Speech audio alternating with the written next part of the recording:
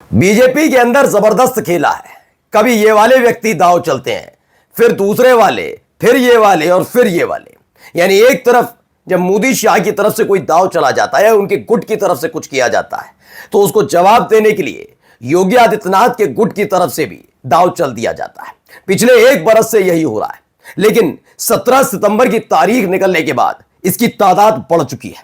आज मैं आपको दिखाने जा रहा हूं कि पिछले 48 घंटे के भीतर भारतीय जनता पार्टी के अंदर बगावत के पक्के सबूत खुद बीजेपी के नेताओं ने सामने रखे हैं।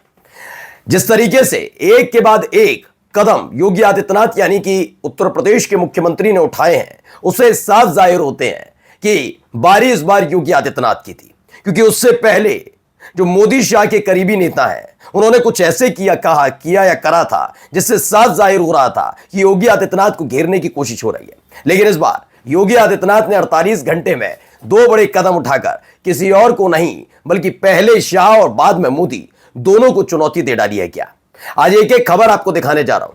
क्या ये अक्टूबर का महीना बिहार चुनाव से पहले उत्तर प्रदेश में कोई नया समीकरण बनाने जा रहा है क्या? एक एक खबर देखिएगा। नमस्कार, मैं हूं प्रज्वल गौतम और आप देख रहे हैं टाइम्स एक्सप्रेस।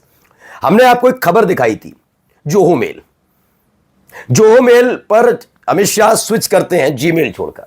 उनको पूरी उम्मीद थी कि जैसे ही मैं करूंगा मेरे पीछे पीछे मेरे चाहने वाले चल पड़ेंगे। चले केशव प्रसाद मौर्य भी चले ब्रजेश पाठक भी, उन्होंने भी जीमेल को ओके टाटा बाय बाय कह दिया।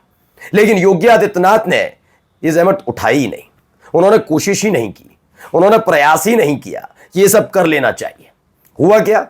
ये जो गुटबाजी वाली कहानी पहले तैरा करती थी वो धरातल पर उतर गई कि ये बात सच है। लेकिन आज मसला सिर्फ ये नहीं है, आज एक और मसला आपको दिखाने जा रहा हूं। मसला है योगी आदित्यनाथ का एक बयान, जिसे मोदी की खिल्ली के तौर पर देखा जा रहा है। क्या बयान है, पहले वो बयान सुनिए, फिर मैं आपको बताता हूं। पहले ये देखिए योगी आदित्यनाथ खिल्ली कैसे उड़ा रहे हैं, सुनिए। गिफ्ट दें, स्वदेशी गिफ्ट दें।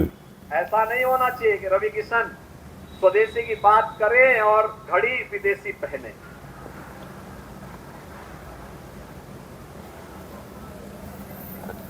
लेकिन ये चीजें मैंने उनको कहा है, भाई देखो जो बोलना है वही करो और जितना करना है उतना ही बोलो।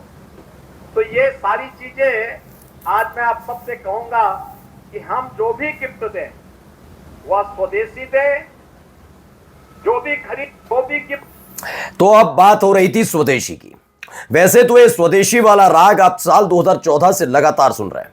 11 बरस बीत चुके हैं। इन 11 बरस में मेक इन इंडिया, स्वदेशी बनो, ये तमाम चीजें सिर्फ कही जा रही हैं।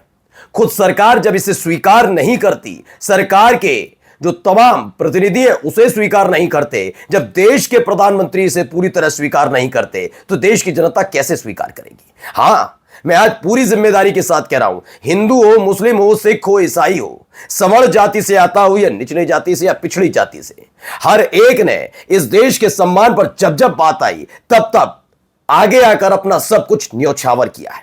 मैं 2014 के बाद 11 सालों का जिक्र कर रहा हूं। जब जब आपने देखा कि चीन के साथ हमारी तनातनी हुई, तब तब आप देख लीजिए इस देश का जो छोटा उद्योगपति है या फिर आपके और हमारे जैसे लोग हैं, हम लोगों ने खुलकर चीन का बॉयकॉट किया। हमने सामान खरीदना बंद किया है और छोटे जो उद्योगपति होते हैं, छोटे छोटे जो होते हैं, जो व्यापारी हैं, उद्योगपति नहीं व्यापारी, उन्होंने भी चीन के साथ अपने व्यापार को बंद कर दिया। लेकिन बड़े वालों का क्या हुआ? सरकारी धन्ना सेठों का क्या हुआ? क्या उन्होंने पहलगाम आतंकी हमले के बाद भी पाकिस्तान के साथ अपने संबंध खत्म किए थे? क्या चीन के साथ अपने संबंध खत्म किए थे, जिसने खुल्लम खुल्ला पाकिस्तान का समर्थन किया था? बताइए, किए थे? नहीं।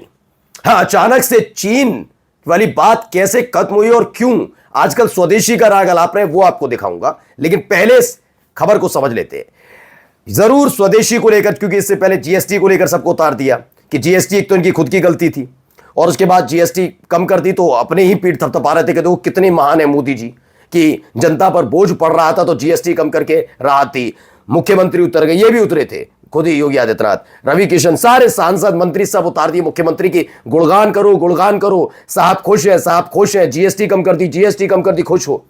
जबकि खुद नहीं थोप रखी है, खत्म ही कर देते तो बहुत बड़ी बात थी, मान लेते, लेकिन नहीं।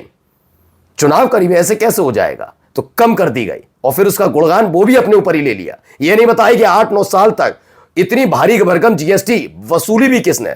अब नेहरू आए थे या इंदिरा गांधी आ गई थी, राजीव गांधी आ गए थे या मनमोहन सिंह आ गए थे, इन्होंने वसूली थी। 8-9 साल से कौन वसूल रहा था, इस पर चर्चा नहीं कर रहे। बस ये कह रहे हैं राजा साहब खुश हैं, उन्होंने जीएसटी कम की, तालियां बजाओ, बस इसी पर लगे थे। अब साहब आ गए स्वदेशी पर, स्वदेशी अपनाओ। रवि किशन पर चुटकी जरूर उन्होंने कसी, उन्होंने कहा है कि ऐसा ना हो कि रवि किशन स्वदेशी की बात करें और घड़ी खुद पहने। दरअसल ये लगातार नरेंद्र मोदी साहब के लिए कहा जाता है। नरेंद्र मोदी साहब जब जब इस बात का उवाच करते हैं तब तब उनको लेकर यही होता है, उठता है। घड़ी वो पहनेंगे, पेन, जूते, कपड़े, उनकी गाड़ी, उन तमाम चीजों का जिक्र होता है। वो स्वदेशी क्यों नहीं है? दरअसल क्या होता है कि जब आप किसी अभियान की शुरुआत करते हैं तो उस अभियान के में आपके अंदर वो दिखना चाहिए, वो दिखावे के तौर पर नहीं होना चाहिए। नरेंद्र मोदी साहब या बीजेपी के नेताओं के साथ यही दिक्कत है। पहले ये सफाई अभियान में आए तो सफाई अभियान के नाम पर क्या तमाशा शुरू किया गया, वहीं कूड़ा फेंकता जा रहा है एक आदमी, वो झाड़ू लगा रहे हैं, सबने तस्वीर देख ली, छिपा हुआ नहीं है, झाड़ू लगा रहे हैं। फिर अचानक से इनके अंदर दलित प्रेम जागा, याद है दलित प्रेम जागा, ये भी गए थे भाई साहब, इनके 2017 की खबर थी, ये दलित प्रेम जागा। तो दलित प्रेम जागा तो दलित बस्तियों में बाहर से डिस्पोजल जा रहा है, बाहर से खाना आ रहा है, डिस्पोजल प्लेट है, दलित के घर पर बैठकर खाना खा के वो फिर गए हैं तो दलित उन बच्चों से कहा नहा लेना, ये वाला शैंपू, ये वाला साबुन इस्तेमाल करना, ध्यान रखना, वो मिलेंगे, हाथ भी मिला सकते हैं, ये तमाम चीजें है। इसलिए वो तो दलितों से प्रेम इनका उजागर हो गया।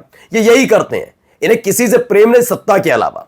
अब स्वदेशी वाला मसला था। नरेंद्र मोदी साहब हमेशा विपक्ष के इसी निशाने पर रहते हैं कि बात तो स्वदेशी की करते हैं, लेकिन जो व्यक्ति पूरे देश में स्वदेशी की पताका फहराना चाहता है, वो व्यक्ति विदेशी चीजों का में कितना लगाव रखता है, सबने देख लिया, सब जानते हैं।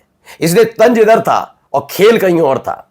भरे मन से रवि किशन पर चुटकी लेते हुए नरेंद्र मोदी साहब को एक संदेश भेज दिया कि स्वदेशी का जो आप कर रहे हैं वो सारा का सारा तमाशा है, दुनिया जनता समझ रही है। ये मैं नहीं कह रहा हूं, आप खुद सोचिए, कहा जाता नहीं कहा जाता है कि घड़ी पहन रहा है। बिल्कुल राहुल गांधी ने या इन सब ने, हम भी कहते हैं मेक इन इंडिया करो, करके तो दिखाओ। करना कुछ नहीं है, अपने पे लागू नहीं करना। हमें अपने से नहीं लेना देना, हमें लेना देना किससे है? हमें लेना देना जनता से। जनता को झोंक दो, 2000 नोटबंदी करो, जनता को लाइन में खड़ा कर दो, कोई सवाल पूछे तो अपनी मम्मी को खड़ा कर दो और उसके बाद कह दो देखो प्रधानमंत्री ने तो अपनी मां को भी खड़ा कर रखा है। अबे हमने कहा था क्या भाई? हमने कहा किसी ने कहा क्या? फिर 8-9 साल बाद याद आए वही 2000 के नोट सबसे ज्यादा भ्रष्टाचार फैला रहे हैं तो उसे वापस ले लो, उसे भी ऐतिहासिक बता दो, जीएसटी थोप दो, 9 साल तक जीएसटी के नाम पर खून चूस लो, लेकिन उसके बाद याद आए कि चुनाव है और दिक्कत होगी तो उसे कम कर दो और कहो राजा जी खुश हैं। 3 कृषि कानून थोप दो, जब हाथ से बात फिसल जाए, 1.5-2 साल तक चीजें ना बन पाए तो वापस ले लो, उसे भी ऐतिहासिक बता दो। ये तमाशे इनके लगातार चलते हैं। मैं फिर कह रहा हूं, इस देश की जनता बहुत ज्यादा अपने देश से प्यार करती है। हमारी पूरी जनता, हिंदू मुसलमान सिख ईसाई जाति का बंधन नहीं है, देश का जिक्र होता सब एक साथ खड़े होते हैं और ये कई बार साबित हो चुका, पिछले 11 साल का बता रहा हूं।